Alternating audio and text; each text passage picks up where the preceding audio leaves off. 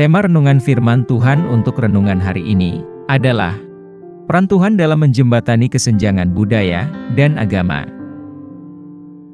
Ayat Alkitab yang kita baca sesuai bacaan Sabda Bina Umat GPIB hari ini adalah dari Yehezkiel 37 ayat 20 sampai ayat 22 yang berbunyi sebagai berikut.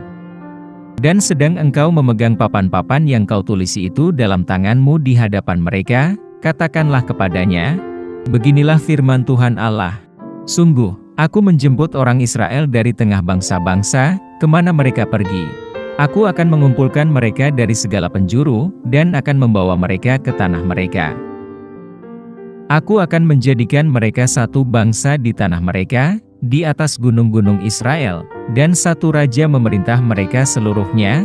Mereka tidak lagi menjadi dua bangsa, dan tidak lagi terbagi menjadi dua kerajaan. Demikian bacaan Alkitab hari ini. Haleluya! Saudara dan saudariku yang dikasihi Tuhan Yesus, dan yang mengasihi Tuhan Yesus. Yehezkiel 37, ayat 20 sampai ayat 22, adalah bagian penting dari Alkitab Perjanjian Lama, yang terdapat dalam kitab Yehezkiel, yang mengandung konteks sejarah dan keagamaan orang Yahudi yang mendalam. Dalam ayat tersebut, Nabi Yehezkiel menerima pesan ilahi dari Tuhan, yang memerintahkannya untuk menyatukan dua batang kayu atau potongan kayu yang ada di tangannya. Setiap tongkat mewakili kelompok orang yang berbeda.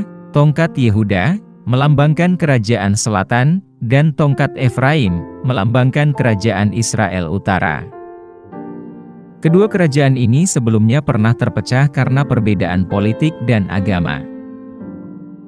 Bagian ini penting karena melambangkan harapan rekonsiliasi dan reunifikasi orang-orang Yahudi. Ini melambangkan suatu masa ketika perpecahan di antara bangsa Israel akan disembuhkan, dan mereka akan bersatu sebagai satu bangsa di bawah bimbingan Allah. Nubuatan ini membawa pesan persatuan, pengampunan, dan kuasa Tuhan untuk memulihkan komunitas yang paling terpecah belah, dan telah terbagi dua sekalipun. Konteks sejarah Israel di masa lalu, penting untuk memahami perikop bacaan hari ini. Kitab ini ditulis pada masa pembuangan di Babilonia, ketika bangsa Israel tercerai-berai dan merasa kesepian. Penglihatan Yehezkiel memberi mereka harapan, bahwa suatu hari nanti, mereka akan kembali ke tanah air mereka, dan dipertemukan kembali, tidak hanya secara geografis namun juga secara rohani. Pada akhirnya, ayat ini melambangkan janji ilahi akan penebusan, dan masa depan yang lebih cerah bagi umat, yang telah menghadapi banyak kesukaran dan keterpisahan. Singkatnya, Yehezkiel 37, ayat 20 sampai ayat 22, adalah pesan kuat tentang persatuan dan rekonsiliasi, yang menawarkan harapan bagi komunitas yang terpecah belah, dan terbuang dalam pengasingan.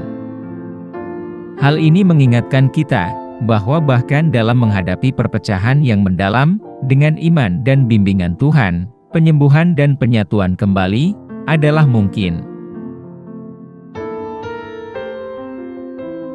Apa pesan Tuhan untuk kita yang hidup di masa kini? Dalam konteks masa kini, Yehezkiel 37, ayat 20 sampai ayat 22, menyampaikan pesan mendalam tentang peran Tuhan dalam menjembatani kesenjangan budaya dan agama. Di dunia yang ditandai oleh keberagaman, dan seringkali ditandai oleh perpecahan di antara berbagai budaya dan kepercayaan, ayat Alkitab hari ini menawarkan sumber inspirasi dan pengharapan, memperkuat iman kita pada kekuatan kesatuan ilahi. Visi Yehezkiel untuk menyatukan perpecahan, mewakili kerajaan Israel di utara, atau Efraim, dan kerajaan Yehuda di selatan, merupakan simbol dari keinginan Tuhan untuk menyembuhkan keretakan yang memisahkan komunitas budaya dan agama yang berbeda. Pesan ini relevan di masa ketika konflik global dipicu oleh perbedaan agama dan budaya. Pesan Tuhan dalam ayat-ayat ini menggarisbawahi kedaulatan dan kemampuannya untuk mendamaikan perpecahan yang paling mendalam sekalipun. Hal ini mengingatkan kita bahwa, terlepas dari perbedaan yang ada, kita semua adalah bagian dari rancangan besar Tuhan, dan Dia berupaya menyatukan kita, meningkatkan pemahaman, rasa hormat, dan persatuan. Saat kita bergulat dengan kesenjangan budaya dan agama di dunia saat ini, nubuatan Yehezkiel menjadi secercah harapan. Hal ini mendorong kita untuk memiliki keyakinan pada kuasa Tuhan untuk memperbaiki kesenjangan ini, dan membimbing kita menuju masa depan, di mana beragam budaya dan agama dapat hidup berdampingan secara harmonis.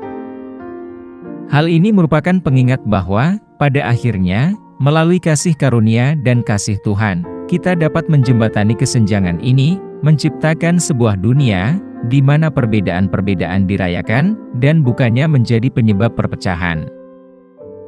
Dalam konteks saat ini, Yehezkiel 37, ayat 20 sampai ayat 22, menawarkan pesan harapan dan persatuan yang kuat, memperkuat iman kita akan peran Tuhan, dalam menjembatani kesenjangan budaya dan agama. Apa yang harus kita terapkan dalam kehidupan kita sehari-hari? Kita harus secara aktif mengupayakan rekonsiliasi dengan mereka yang mungkin terpecah belah, dengan menunjukkan kasih dan pengampunan Tuhan. Kita harus berusaha untuk bersatu daripada memecah belah, dalam komunitas kita, maupun dalam lintas batas budaya dan agama. Kita harus memberikan pengampunan, dan menjadi agen penyembuhan, di dunia yang sering dilanda perselisihan.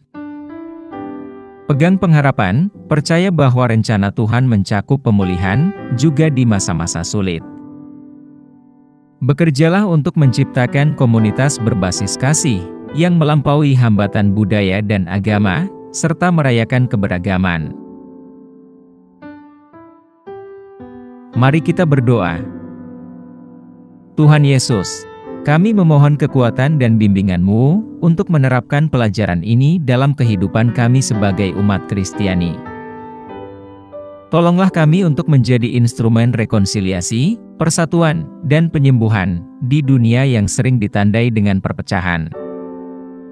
Beri kami rahmat untuk memaafkan dan keberanian untuk meningkatkan pengharapan di saat tidak ada kepastian. Semoga komunitas kami menjadi benteng iman, yang menjembatani kesenjangan budaya dan agama, menyinari pemahaman dan cinta kasih di dunia. Saat kami bergerak maju, terus pimpin kami, ya Tuhan, dan bantu kami bertumbuh dalam iman, cinta kasih, dan persatuan. Kami berterima kasih atas kehadiran dan bimbingan Tuhan, yang tiada henti dalam hidup kami. Kami pohonkan doa ini dalam nama Yesus Kristus, Tuhan dan Juru Selamat kami. Amin. Kiranya Tuhan menguatkan kita, dan kasih karunia Tuhan Yesus menyertai kita.